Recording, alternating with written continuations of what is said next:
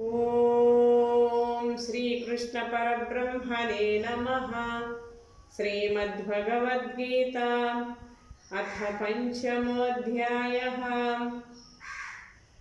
నిన్న మొన్న 27, 28 శ్లోకములు చెప్పుకుంటే ఈరోజు తాత్పర్యము చెప్పుకుందాం. 2 శ్లోకాలకు ఒకే తాత్పర్యము ఇచ్చిండారు కనుక బాహ్య విషయ చింతన వదిలి భూమధ్యమున దృష్టిని నిలిపి నాసాపుటములందు వర్తించు ప్రాణాపాన వాయువులను సమానమనరించి ఇంద్రియ మనోబుద్ధులను నిగ్రహించి ఇచ్ఛాభయ క్రోధములను విడనాడి మోక్ష దీక్ష కలిగిన మౌని పుంగవునికి ముక్తి నిత్య సన్నిహితమై ఉన్నది. జై శ్రీకృష్ణ పరమాత్మకి జై.